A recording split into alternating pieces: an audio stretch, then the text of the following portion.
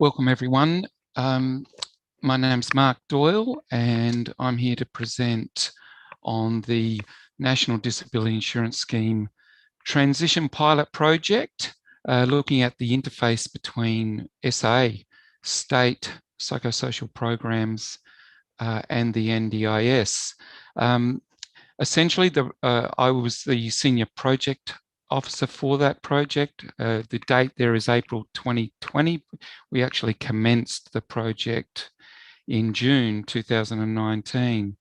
And my colleague, very close colleague, Darren Hunt, worked as the peer project worker. Essentially, we undertook a community-based consultation process to gain some important information for SA Health in terms of the interface between state psychosocial programs and the NDIS. It's probably fair to say at the time there was definitely a sense that amongst clinicians, mental health, public mental health clinicians in particular, that the NDIS was going to be a service that would do most things for most people. And there was also a sense, I think, at the time that the services provided by NDIS were like for like with state psychosocial programs. And the project examined those aspects. So just a little bit of background. The task force, mental health, through the Office of the Chief Psychiatrist, task force looking at this transition, and we're getting reports of a number of people experiencing difficulties transitioning from state programs to the NDIS. And the Mental Health Coalition of South Australia was commissioned by SA Health to undertake the project. The aim, report on service continuity for people transitioning from state-funded programs to the NDIS, gather and analyse information on the consumer journey through NDIS access, planning and implementation. Essentially look at how the transition is being managed and to identify gaps in service.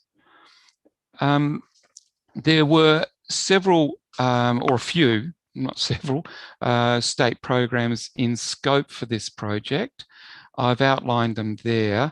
In IPRIS, which is the Individual Psychosocial Rehab Support Service, Housing and Support Partnership, that's HASP, GP Access, Intensive Home-Based Support Services and Accommodation and Support Program in country. I guess the point about these programs is that the SA Health, over a period of years from around about 2005, started developing individual psychosocial support programs that were a partnership between mental health service, public mental health services, and specialist NGO services. So all of those programs represent this partnership, service partnership, which is based on the, at the time, the evidence base through AHURI, Australian Housing Urban Research Institute, which really looked at the need for a close service partnership in order to make sure that people's needs are met. So at any one time, people in those state programs, we have around about 700 people. The project had three key aspects to it. One was a consumer survey. 182 consumers were interviewed and completed surveys. We had stakeholder workshop, focus groups and individual consultations that included public mental health services, NGOs and carers. We also had a number of de-identified lived experience illustrations, which helped describe the sorts of issues that people were experiencing. So I don't want to spend a lot of time on challenges and barriers as the project found them, because I think everyone out there would be aware of these. But just to summarise, it was really clear that for the group that we were surveying. So again, it's people who really are at that probably poor prognosis end of mental illness, where there is complexity of need, where there's they are impacted from their mental illness in a way that it affects judgment, just their confidence and capacity to live in the community. And so this group often, doesn't get a lot of questions asked, but what came through with the challenges and barriers, basically the bureaucratic process, the limited poor workforce. This is the NDIS workforce and its understanding of mental illness. Poor collaboration and communication between both the state providers and NDIS, inconsistency and inequity in NDIS plans, lack of flexibility, lack of capacity and or availability of NDIS providers, and lack of governance and guidance. So themes, certainly from the consumer quotes, these are some of the quotes that people made. There was a feeling of uncertainty, lack of knowledge about what to expect, frustration, confusion with the process, fear of losing services, so that someone might go into NDIS, lose their state service, and yet they have a really good rapport with the state support worker. It was noticeable that there was a reliance on NGO support workers to assist with negotiating the NDIS access and planning phases. Loss of choice, high levels of distress and uncertainty. So I think it was a very tricky and at times distressing process for people in moving across to the access, to NDIS access. The expectation being that people in state programs would move across to the NDIS. I think one of the things that emerged really quickly, and I want to move to the more positive side of things, despite stress, the distress consumers were feeling, and despite all the difficulties, it was really clear that the state psychosocial programs, and that's the service partnership between public mental health and the NGOs, were a supportive pathway for people into the NDIS, and right the way through access planning and implementation. Although at the time of our survey, planning, there weren't as many clients who had their NDIS plans implemented.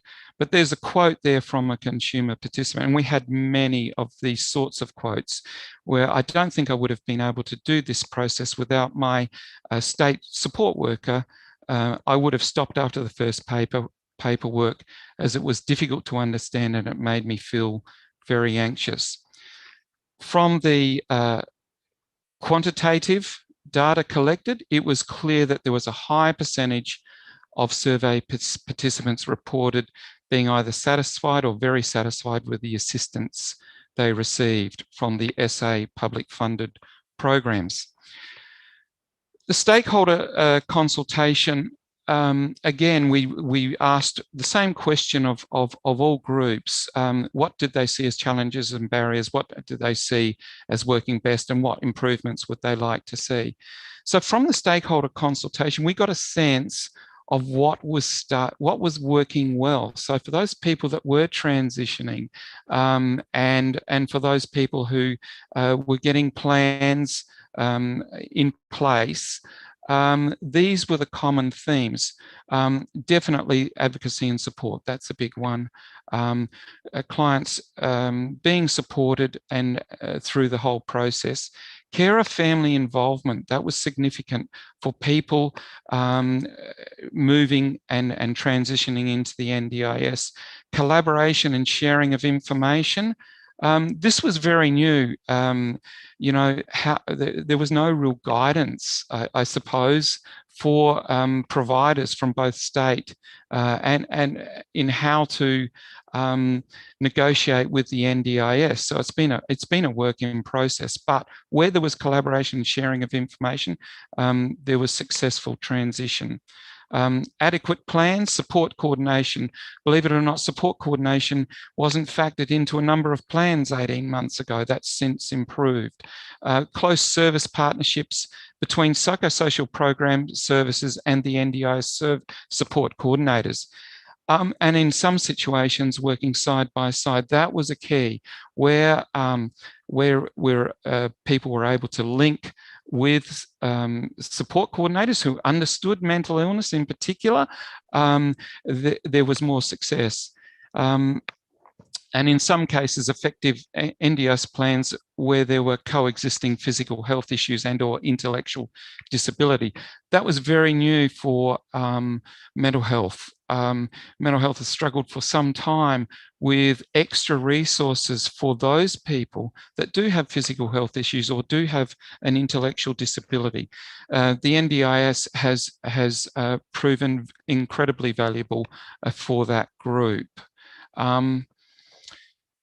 So we did I've gone from consumer survey and then through the stakeholder consultation, but the lived experience vignettes again reinforced some of what I've already spoken about. Reinforced the need for advocacy and support, navigating the NDIS. It was very difficult when a person was experiencing mental ill health requiring hospitalisation. You know, that just held up the process. And of course, people's needs changed. So plans that were in place needed to be changed. What also emerged was the difference between the state psychosocial programs and the NDIS.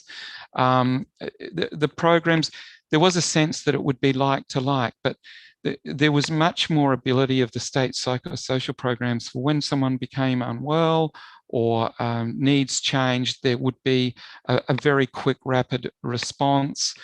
Supports could be flexed, so supports could increase or decrease as need required. As far as NDIS is concerned, this was a struggle to do that.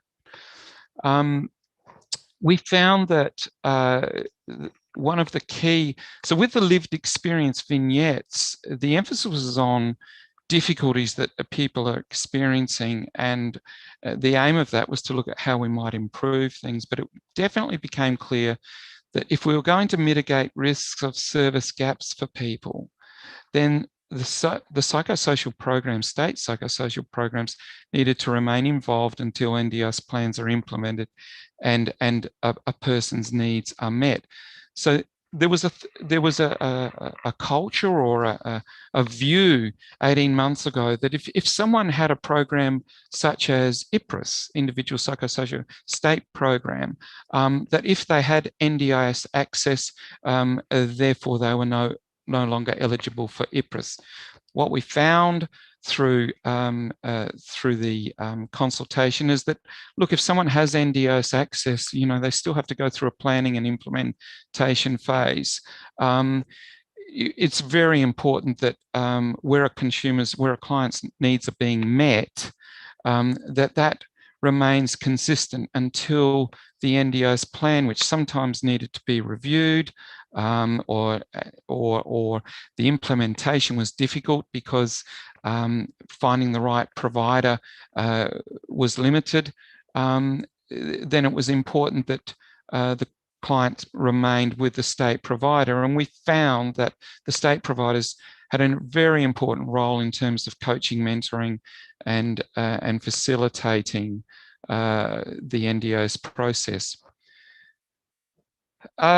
Service continuity. So the service continuity for people transitioning to the NDIS was more likely when the NDIS participants' needs are stable and predictable, when plans were adequate with support coordination, where NDIS providers understand mental illness, and where the participants' housing is stable, and carers are involved in shared decision making.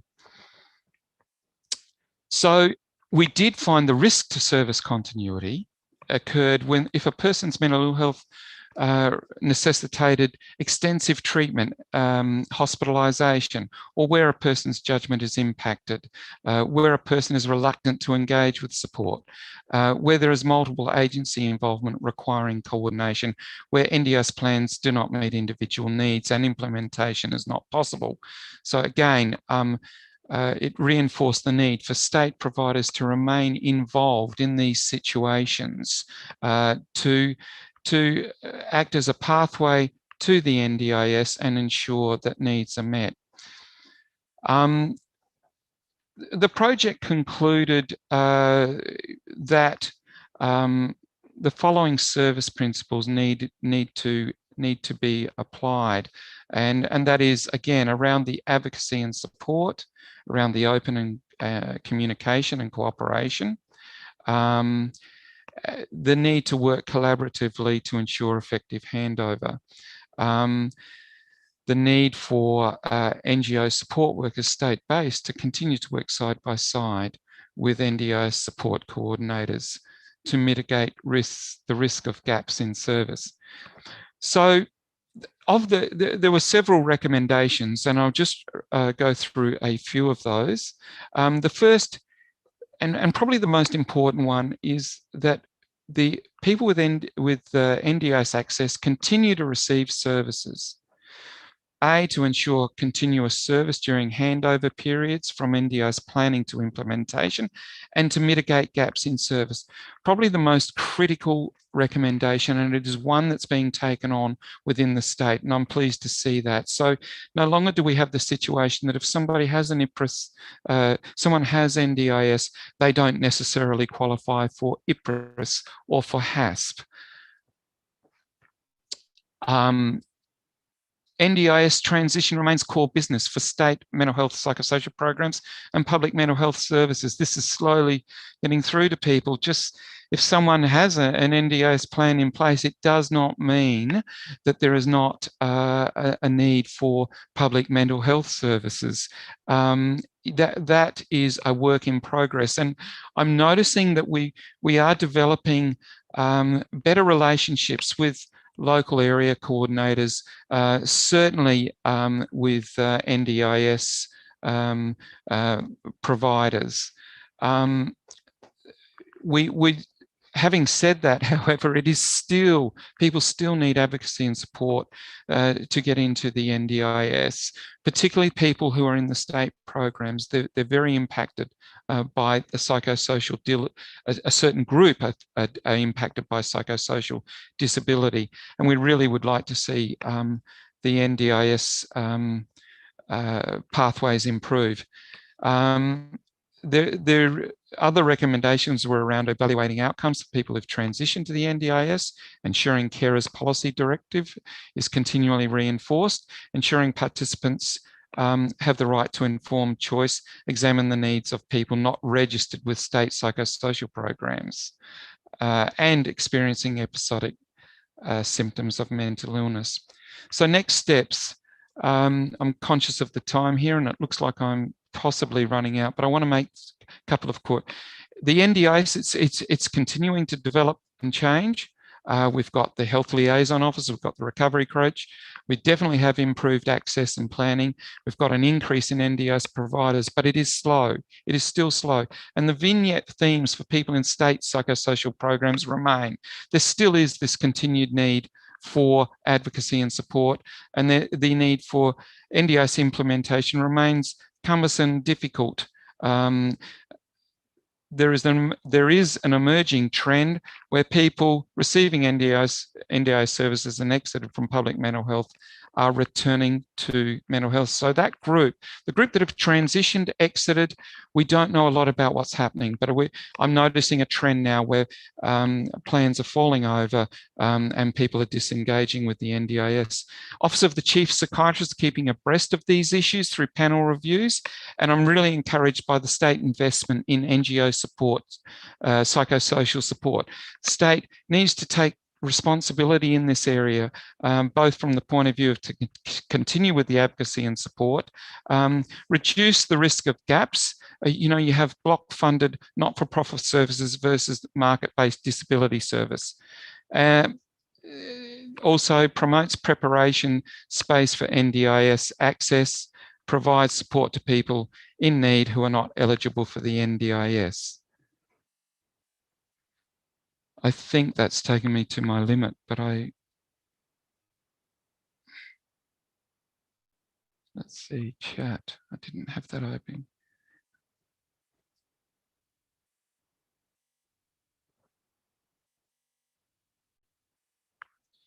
Okay, so it looks like I might still be on, so I'll keep going.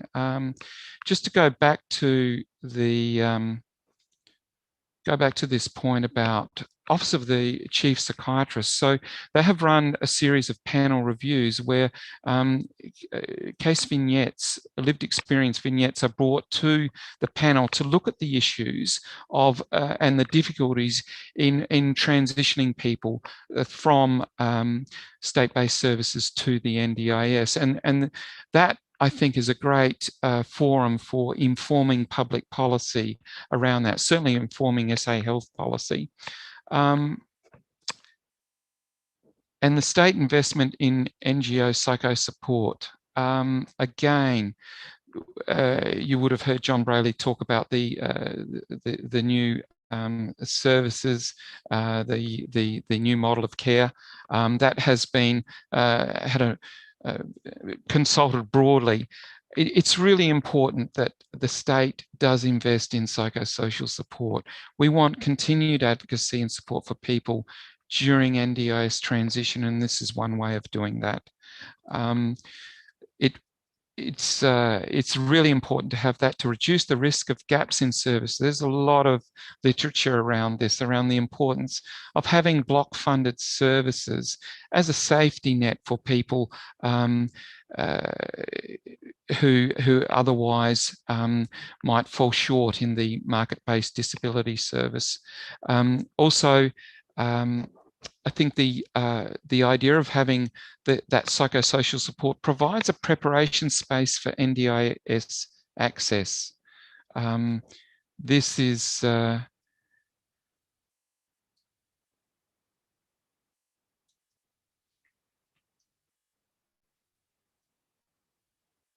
sorry, I'm not sure if I'm still on. So could I have someone let me know? It looks like I'm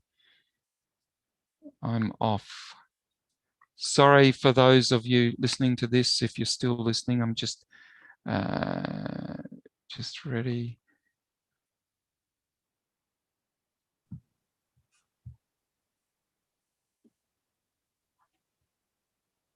Okay, looks like I'm off.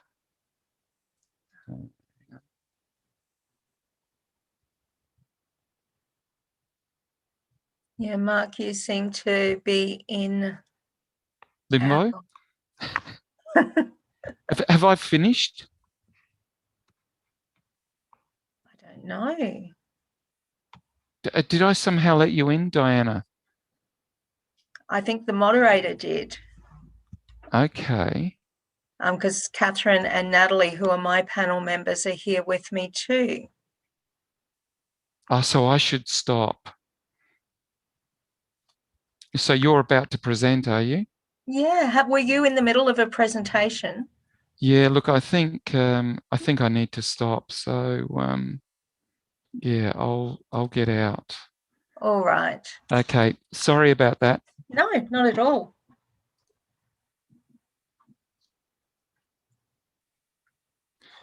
Yeah, I've got something here saying you can go in live anytime, so I better just get out of here. Okay. Leave. Sorry.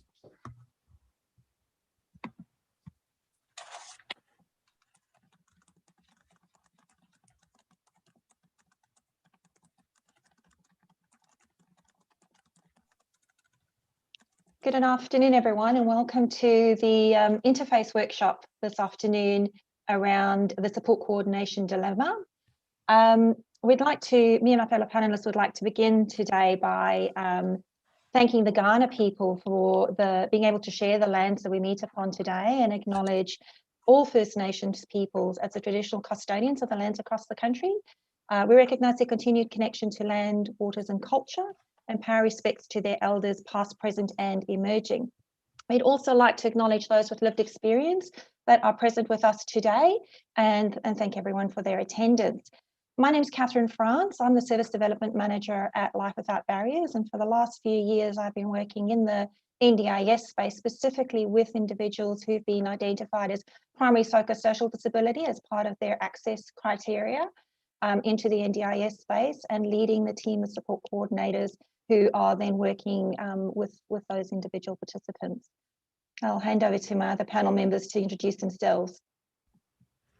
Hi everybody and welcome. My name's Diana Dawson. I'm the Operations Manager Mental Health and Aged Care here in South Australia for Life Without Barriers.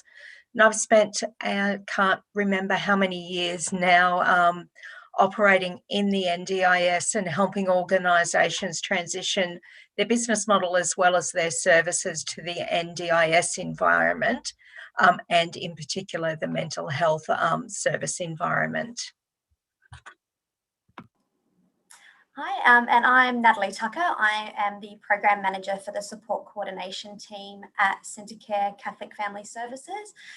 We're currently servicing Adelaide Metro, Barossa, Adelaide Hills, Maybridge and the Riverlands. Similar to my other panel members, I've been working in the field for quite some time, most recently within the support coordination space and adult mental health. Welcome. Thanks, Natalie.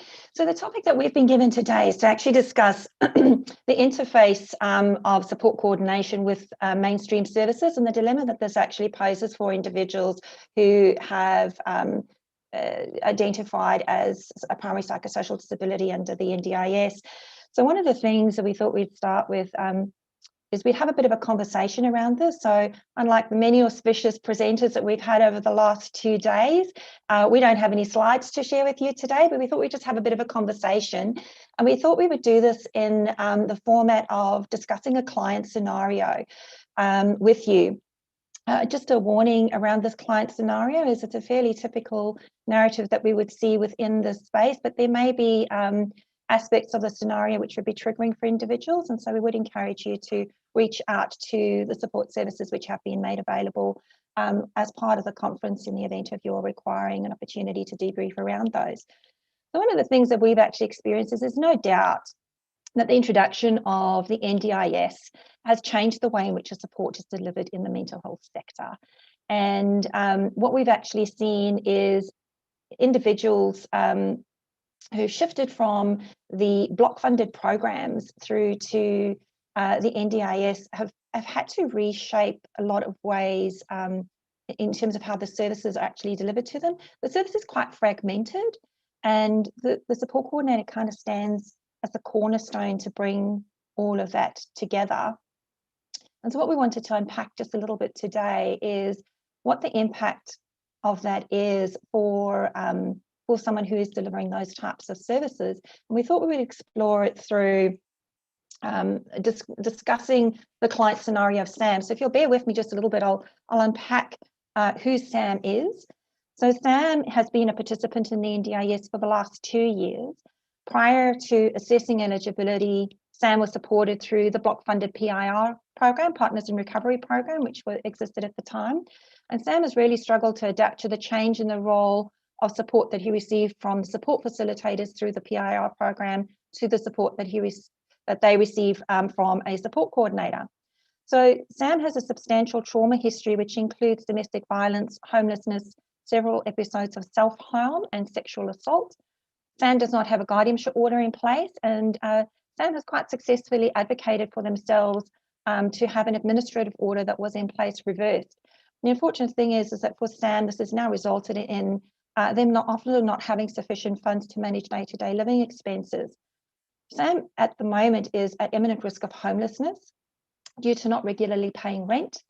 Sam has been evicted and banned from the majority of supported residential facilities in the greater metropolitan area due to challenging behaviours, which often included verbal and physical aggression, both towards staff in those centres and to other residents.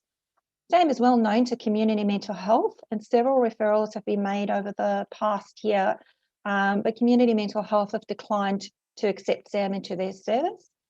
Sam is also transient and regularly moves or changes mobile phones when they feel unsafe.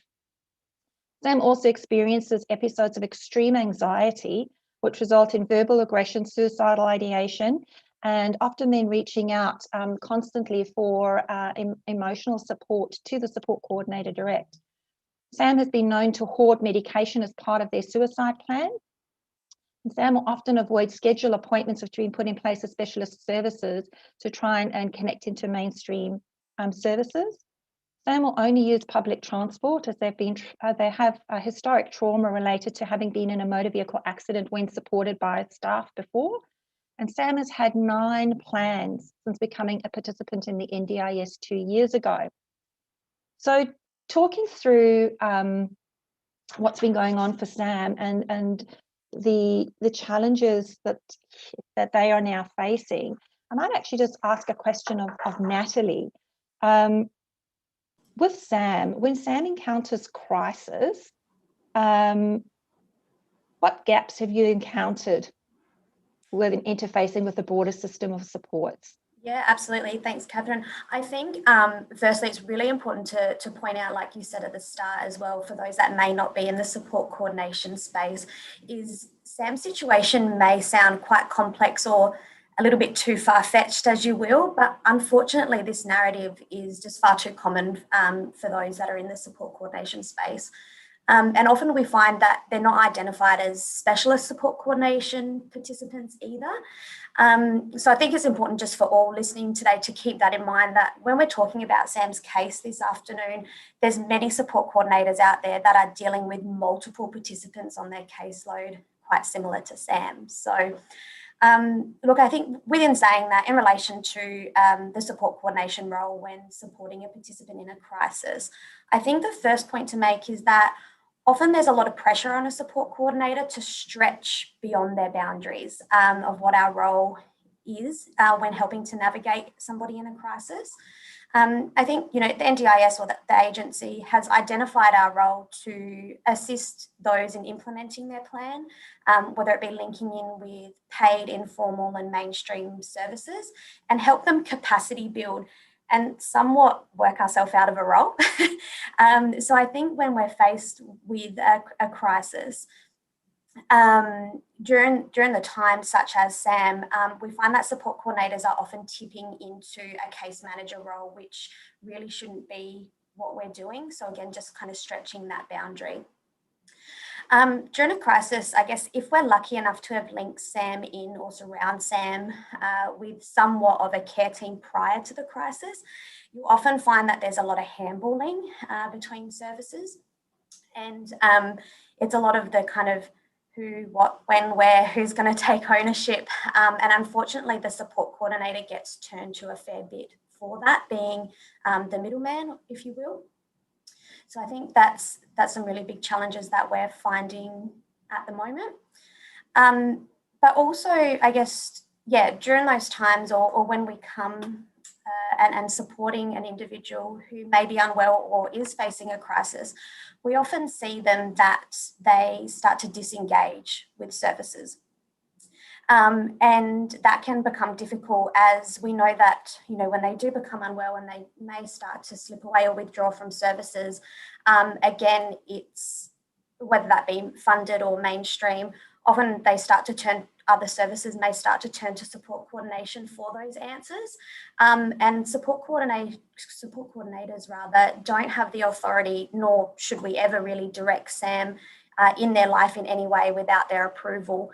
Sam maintains that choice and control no matter what they are going through in their life. So that's really important, but it can then put additional pressures on a support coordinator. I think it's also important that if and when a participant or STAM is starting to engage from services, all involved need to be on the same page, and that's very easily said than done. But that's a challenge within itself. We all need to keep in mind that as a support coordinator and all of us involved are completely guided by what Sam or any participant would like to do. We absolutely have no hold over them engaging in the broader systems, which absolutely can be difficult when we're dealing with lots of crisis, or even just one crisis, whether it be homelessness and things like that. I also think, lastly, it's really important to note that it can be difficult to link in with community mental health services at a point in crisis. So as you mentioned with Sam, there's been several attempts to link in with community mental health, which have been rejected.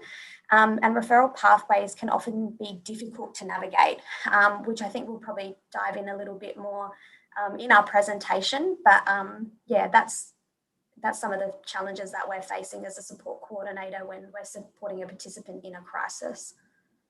And one of the things that I've been reflecting on as well around that is that very often, because so many services are actually turning to the support coordinator to take on that role, that traditional role of case management that used to exist in the past, which no longer exists in the NDIS space, very often, because Sam has disengaged from those services, the sort of onus and burden to resolve or to support to resolve and overcome those barriers is actually fairly significant on that individual.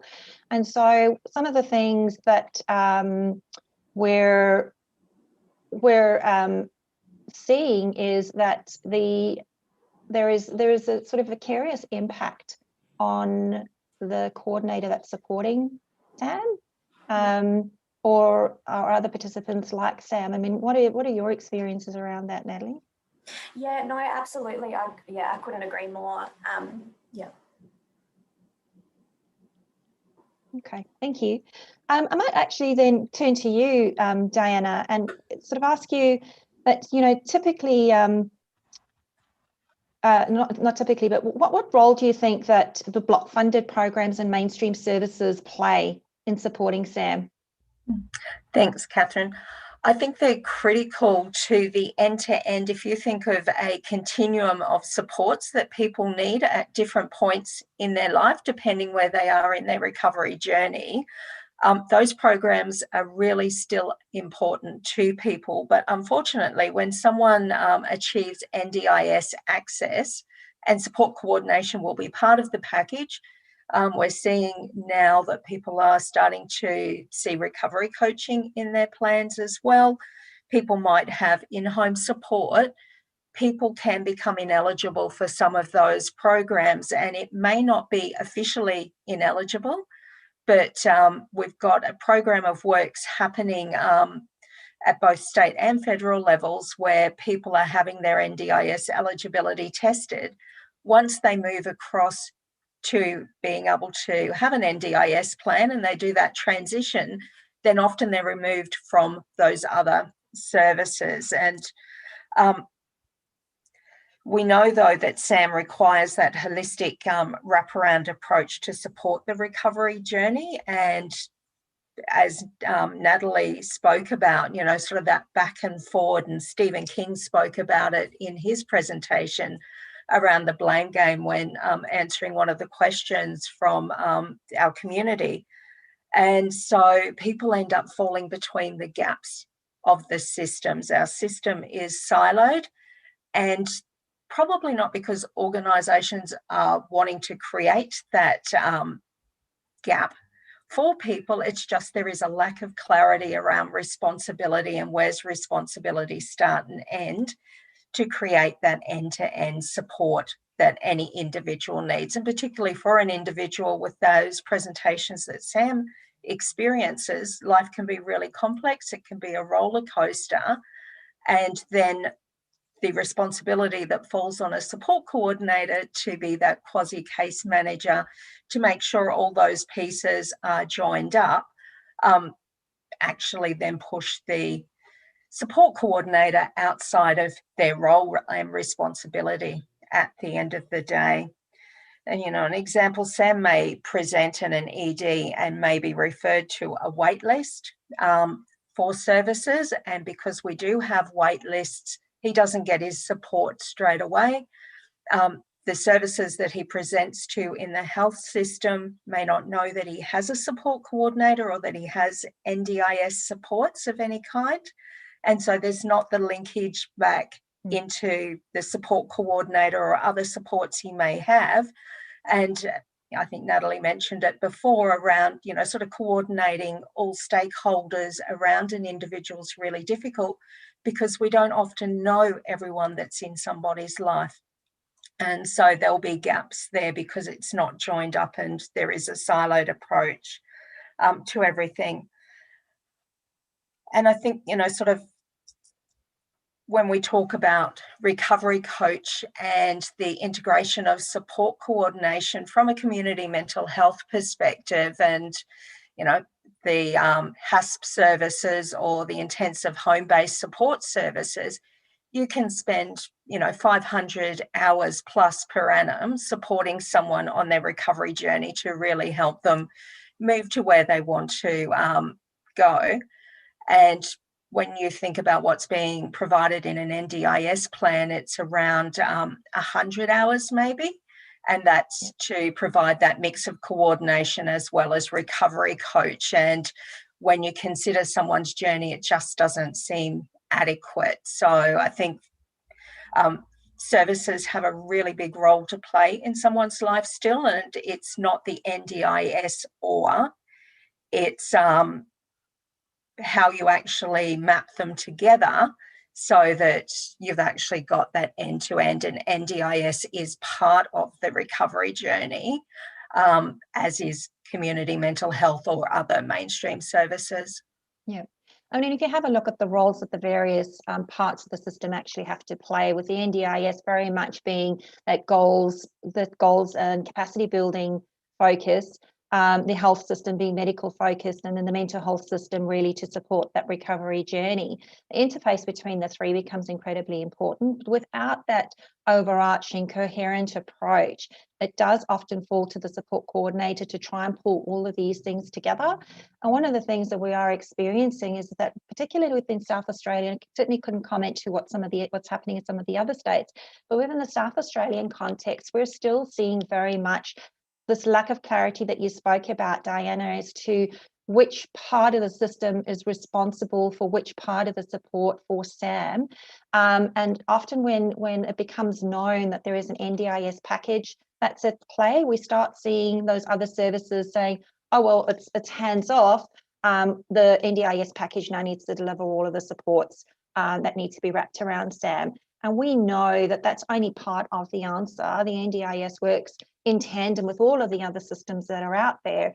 And, having that coherent approach becomes really important. But it's not the role of the support coordinator necessarily to take on that umbrella overarching role and to pull it all together. So I might be interested, Natalie, in asking you, I mean, where do you think those lines start and stop, and what are you experiencing, particularly in this space with your support coordinators? Yeah, no, look, I could not agree more. I think also, as we briefly mentioned, we're the ones that are being turned to answer all the questions, and far too often, and again, just speaking within South Australia or Adelaide in particular, it's that absolute hands-off approach when people are aware that they've got an NDIS package, and that comes from the broader spectrum of any kind of services that you're trying to link in with. So whether it be, mainstream health, community mental health, whatever it may be, but also community supports as well. So when you're trying to, if somebody's, where they are on their recovery journey, linking them in with support groups and things like that, often people are getting turned away from very vital supports because they think, oh, they've got an NDIS package and they can use that. And, being a support coordinator, you're forever trying to build the capacity of the services around you to have the understanding that it should be working together, not in silo. So we see that far too often, and participants, as Diana said, are falling through the cracks or are not being eligible for services that could really help them in their recovery. Yeah. And I might just, sorry, Catherine, I just might add as well, with the transition to the NDIS, it was slow to start to actually be able to transition people across who were experiencing psychosocial disability, because for the first time in many cases, people are being asked to identify as having a disability, and a lot of people don't. And so there's been some significant confusion and people saying, well, hang on a minute, I don't see myself as having a disability. This isn't for me. And so the way that it's being constructed around disability actually hasn't met the needs of people either. So I think, sort of that's another gap that has left people then not engaging in actually being able to access vital services that they need. Yeah, I mean, and I think to add to what you're saying, Diane, also the re-traumatizing nature of the access and planning processes for individuals. So if you have a look at the scenario that we painted around Sam and some of their history, having to talk to all of the deficits as part of that process, as either from access and then through to planning, and then having to retell their story all the time as they're engaging with new services. And that can be really re-traumatizing, we're finding, with individuals, and contributing to them disengaging from services because it's a lot more fragmented than it was before. So in the pre-NDIS days, under the block funded program days, there may have been 2 or 3 services involved in the supports that were wrapped around SAM. That's shifted under the NDIS, where there is a multitude of services out there that they're going to be connected into, each one fairly discrete in what it offers. Navigating the NDIS system and providing the evidence base for the supports that may be required for the longer term often involves engaging systems and services that somebody's not yet been required to have. And again, then working with SAM from a choice and control perspective to determine the capacity that's not the capacity, the appetite that they have actually to go down that journey is really quite challenging. And without having other services involved, it can sometimes be only the support coordinator that's involved for the duration of a plan as you're working with someone like Sam to try and get some of those other services in place. But at the point in time when the plan comes through, their appetite for any further disruption into what is already a fairly full life in terms of the various the challenges that they're facing on a daily basis, they actually just have had enough. And so we'll sometimes see that they've got fantastic plans with several $100,000 worth of funding in the plan. And by the time it comes around to a 12-month plan review, very little of that has actually been implemented because their appetite for implementation is actually just not there. But I'd be interested in hearing your thoughts around that as well. I think, and that's absolutely what we see, and a really good point, Catherine. I think what happens as well is that the service system is now broader and people have access to a whole range of different options and opportunities, but life is complex and difficult. So accessing something else and adding something else into your life can be really, really difficult. And there's not yet a broader systems understanding of how you actually engage with people. And so, we hear a lot of conversation around people being difficult to engage. And often it's organisations haven't catered to be able to engage with people, because we have to ask ourselves the question whether actually it's the person's responsibility to engage with services, or is it the services' responsibility to be engaging so that people can. And so I think it's in the middle. I don't think there's one answer or the other, but it's finding that middle ground. And for organisations who are moving into this area wanting to support people who are experiencing mental health challenges, really becoming aware of and understanding those challenges from the person's perspective, and actually becoming even familiar with the Australian framework for recovery and committing to the recovery framework, because we're starting to see a loss of recovery as you start to expand a service system, and the recovery focus and the recovery journey being a core part of an individual's experience. And until we actually have that consistency for people, it will feel disjointed for them, because they're used to actually experiencing something from a recovery practice orientation, and then to have to shift to something that might be quite different and foreign could actually be quite jarring and can really cause some concern, and then people disengage again. Yeah. Yeah. So, within the space, I mean, we know that from an access perspective, when you have a look at the functional domains which are addressed, and where that substantial functional incapacity forms in those functional domains from an NDIS perspective, particularly with psychosocial disability, we know that it falls primarily across three main domains: the domains of self-care, self-management, and social interaction. So for Sam, what does that look like once he's transitioned into the NDIS and has a plan where they potentially have, you know, the area where they're struggling the most from a functional domain perspective is in one of those three areas? What does that look like for them?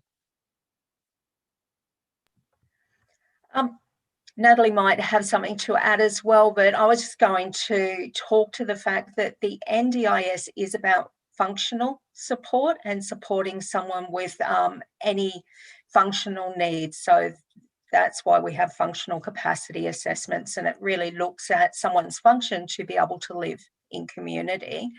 And this is where the disjointedness happens, because your mainstream health services, your community mental health services, the NDIS was never there to replace. Yeah. And so that's why they remain absolutely critical, because the NDIS and the NDIA have been very clear about this. They're actually only focusing on supporting people to live well. The other mental health support needs that someone might have actually need to be addressed through other mechanisms. And so the NDIS package is really only about helping someone to live in the community. Yeah. Absolutely, Diana. I agree. It's that wraparound and having us all come together to deliver a service holistically. I think also it's really important to note, as we're aware in the scheme, that NDIS is a service by appointment system. You know, it's a marketplace. So, you know, not only, like we were speaking about before, it can become very overwhelming for an individual on their best days, but also when they're facing with crisis, or similar to what Sam's going through. Again, we're falling through the cracks, or we're not being able to deliver a recovery-based service when it is a marketplace, or when it is a service by appointment, rather than, okay, well, you know, what they were previously receiving in a block-funded program or through mainstream services. And when they're in crisis, we're finding that the support coordinator's role becomes increasingly challenging as Sam starts disengaging from services, which is what we see happening when Sam gets into crisis, again, because their appetite for all of those additional aspects to be within their personal space is diminished. And so it does then increasingly fall to the support coordinator to try and tap into multiple services. So if Sam is not connected in with getting NDIS services in place, what are some of the other mechanisms that they can tap into? And without that coherent approach and the abdication of the broader system of responsibility for Sam, it becomes increasingly challenging.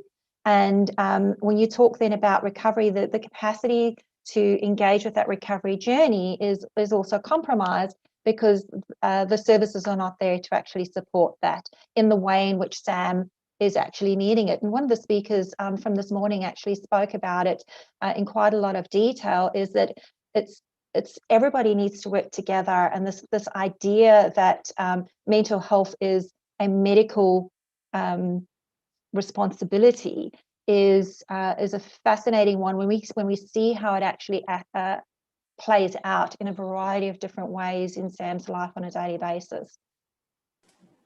Absolutely, and as you mentioned, you know, choice and control is such a fundamental design of the NDIS, but it's really important to understand that, you know, people like Sam who are experiencing significant mental health challenges, you know, when their capacity for rational decision making is compromised or is diminished in that time of their recovery, we really need to find ways to continue to work with them through a recovery model, which, you know, we know that it's not a linear journey, but there's just not that much room to move with the design currently from what we're seeing with such a, you know, service by appointment system. So. Yeah, and I think, Diana, you you mentioned it earlier, is that without everybody understanding what that recovery framework is and how to deliver within that recovery model, what we start seeing is the services that are already fairly fragmented are becoming increasingly fragmented.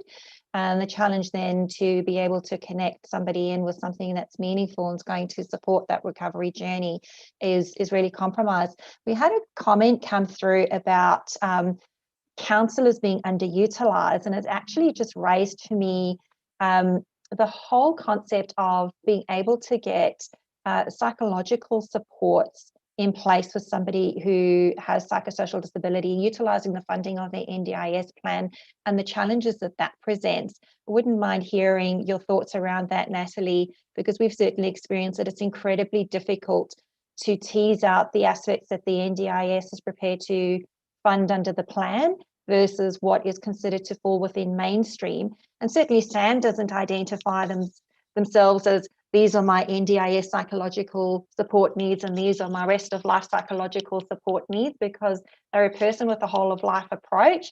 And so connecting in at that space and connecting into other to counselling type services, we've certainly experienced it's been quite challenging to get that funding in place for someone with psychosocial disability. Absolutely, I couldn't agree more. You know, when you're looking at the plan and you're looking at the capacity building section is where those therapeutic services start to come in. Absolutely, services like counselling or psychology and things like that, that technically can be funded through a plan. We do find that there's roadblocks when it comes to an individual with a psychosocial disability, and you just kind of scratch your head and go, but why, you know? And I understand, you know, we've got to, you know, relate it back to their NDIS goals and all that type of stuff, but it is very much, again, like we mentioned right at the start, the handballing process of, you know, well, that should be through the medical system, go get a mental health care plan and get your subsidised sessions, or, you know, but then when you start to go down that way, you then hear, well, you've got an NDIS plan, why don't you use that for counselling? And, you know, or it's the question of, well, if you go ahead and link in those services via the plan, we need to be ensuring that it's completely to do with capacity building and not their diagnosis and all that, but they're all intertwined. So, you know, it can become really difficult for us on the outside, let alone Sam and many other participants that are in the same situation. Yeah, one of the other ones that we've also seen is the funding for improved relationships, which is so critical when Sam is having difficulty engaging, particularly if you have a look at the scenario where there is a lot of verbal and physical aggression. Clearly, it would be for Sam, there would be great benefits in providing the teams that support Sam to have appropriate strategies to be able to work with that. So the challenge that we find is often services and sometimes when we engage with the NDIA, the idea that funding for the development of positive behaviour support strategies is a mechanism to fix something, when in fact it's actually not designed for that at all. It's actually designed to provide the supporting teams with different strategies to be able to know and understand what works for Sam in those moments. And Sam is very much a part of actually developing what that plan looks like. But we've experienced challenges in actually getting that funding in place for an individual. And some of the responses that we've actually heard back have been, but there's no restrictive practices. So why do you need a positive behaviour support plan or funding for positive behaviour support strategies for someone? What are your thoughts around that, Natalie? Yeah, look, absolutely. I don't know what I can add to that because we're experiencing the exact same thing over here, especially around the restrictive practices or, you know, with Sam, if we don't have a kind of care team, as you will, or services linked in, it's very much about, well, why should we kind of start it or why do you need it? There's been no presenting behaviours, and it's like, well, that's not actually what, yes, it is what it's about, but actually let's look at the whole picture here and how can we set Sam up for success when we're going through our recovery journey. So, Diana, I might actually just ask you, because one of the comments that have come through is that there is mass confusion around the support coordination role within community mental health teams. So what is your experience working within that space? Also, within the mandate of block funded programs to be able to support the SAMs of this world? Yeah, no, thank you. There is significant confusion around the role of the support coordinator, and in some cases there's a perception that they are the case manager. Yeah. And that they do that broader coordination, when in fact their actual role is focused on coordination within the context of the NDIS. And so that's helping someone to deliver and access the funds in their plan to achieve their NDIS goals. And so the NDIS goals are about your well-being and about living well in community generally, as opposed to your mental health recovery type goals. Now, whether we see a change in that in the future remains to be seen, but as it stands at the moment, it's very much focused on delivering the NDIS plan. And the community mental health sector can actually put an awful lot of pressure on support coordinators, thinking their role is beyond that. And I think also, just to the point around sort of the NDIS model, community mental health services will work from a recovery model, which is all about dignity of risk, and organisations and support coordinators in their role are finding themselves answerable to the NDIS Commission, which is all about duty of care. And so there's a conflict and a tension between both of those, and there's always a tension between that. But when you're supporting someone who's complex, like Sam, our case study, that actually causes greater tension and puts a great deal more responsibility on a support coordinator to be able to deliver to a client's needs, whether it sort of be within the NDIS plan or the expectations that others might have on them. But we do see that that the support coordinator becomes the go-to for everything, when in fact that's not their role. Yeah. And what sort of pressures are you actually facing as a service that delivers block-funded programs into the mental health sector? What sort of pressures are you actually experiencing when somebody is going through that access process, or to support people to go through the access process, and then when they have NDIS plans, your capacity to be able to support an individual? What we're finding is that there's a lag time. So we will test eligibility for people, and often people are rejected, certainly first time around. And then there's a lot of work to convince them to actually apply again, because we're seeing that second application is generally successful, because through the first application, you've learned how to actually capture the information that the NDIA need to actually test and achieve eligibility. And so once someone becomes eligible, what we're finding is that there's a lag time to actually find the services that they need. So there'll be delays in actually activating their plan. And there's this gap where people are sitting in between. And so you're finding services, and we have been doing this ourselves, we're actually having to extend beyond what we're contracted to do to support someone, because otherwise they would have fallen through the gaps and they would actually have no support. So a program that might be 12 weeks will extend to 16 weeks if we need to, or longer, to make sure that there is a seamless transition, because the other services aren't ready to support an individual. Yeah.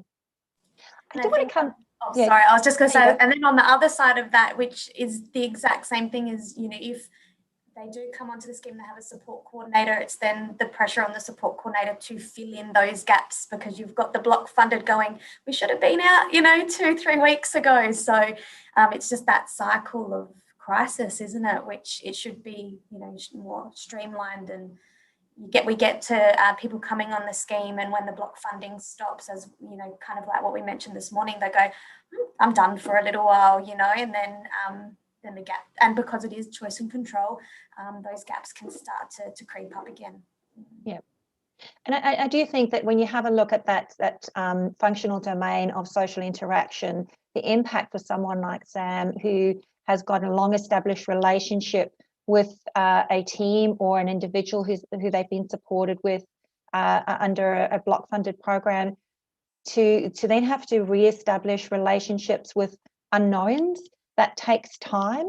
And so that's where the gaps actually then do creep in for SAM, and the burden then on the support coordinator to try and get services that are appropriate and timely to be able to deliver, because we're seeing such long wait times just generally, but particularly in this space, being able to find services that actually have the workforce that's skilled adequately to be able to support SAM, or it has the appetite to support SAM, because that's the alternative, as we start seeing service providers disengaging because they don't have the appetite to support SAM from crisis to crisis as they roll through it.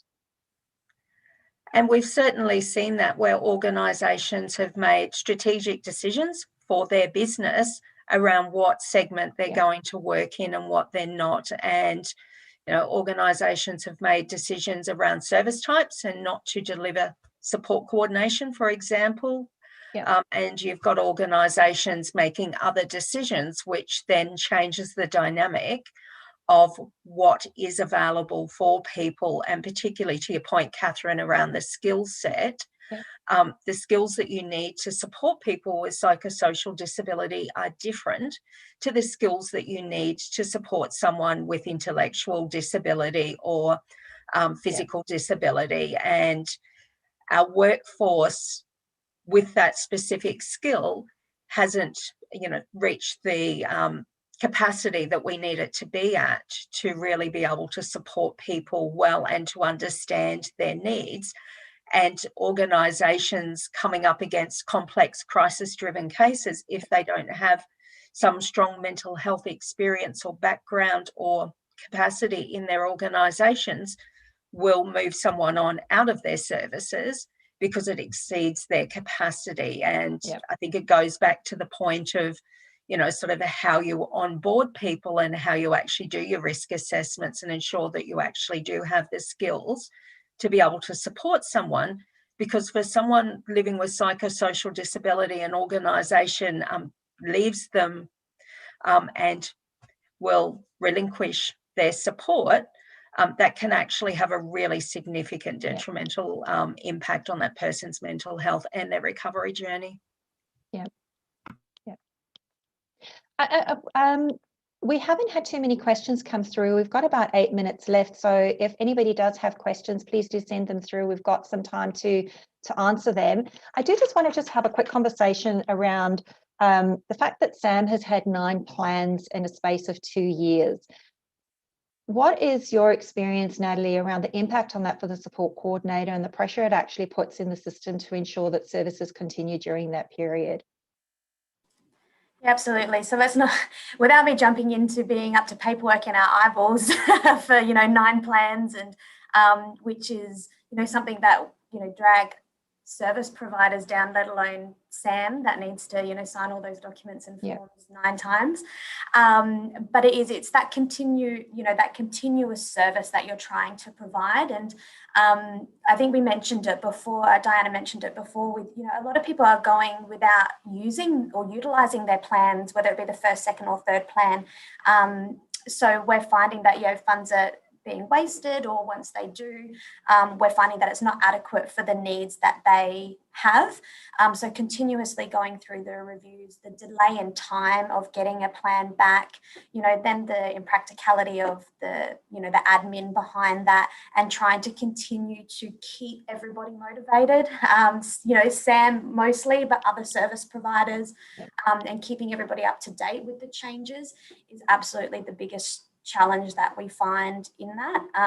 And as we keep mentioning, it's not uncommon to see these things. So So I've just had a signal that we need to start wrapping up. We've only got a couple of minutes to go.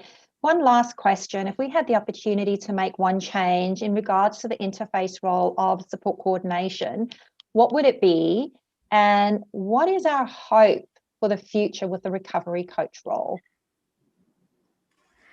I'm happy to start off if you like. I think probably one of the biggest things for me is the awareness, the community awareness, that being a part of NDIS, or an individual being part of NDIS, doesn't mean that they should be left ineligible for any other supports. The biggest role for a support coordinator, and we hear it time and time again, is that we need to be linking them in with informal, mainstream and paid supports. And unfortunately, we're just not seeing that because we are getting doors closed in our faces, so to speak. And I'm really hoping that the introduction of the recovery coach will help with that kind of capacity building and information sharing. I've heard, throughout this conference that, and I kind of feel for the organisations that are starting up the recovery coach program, because with support coordination, one of the comments today was that there's people are going, what is support coordination? What should they do? And recovery coach are in the exact same boat. And, support coordination are still asking the same question. So I really just hope that there's clear direction.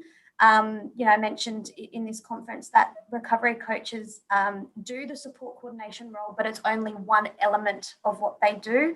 And I sat there kind of scratching my head going, well, we're doing it as a full-time job. So how are they supposed to only have one element of that while also implementing recovery to a person's life? There's just not enough hours in the day. So I think that's probably my two things that I'm hopeful for the future, and hope that, with conferences like this, we can get the word out there of where our roles and boundaries lie and work better together. And from my perspective, and so I'll focus, sort of really big picture in that, sort of I dream of a world where we've got end-to-end services and the support coordinator is part of that continuum of support, and that we don't have the cracks in between, and we have a seamless transition process between services and systems for individuals, and that we're planning from whole of life. And so it's that holistic wraparound, and people dip into and out of what they need when they need it without the barriers and the hoops to jump through.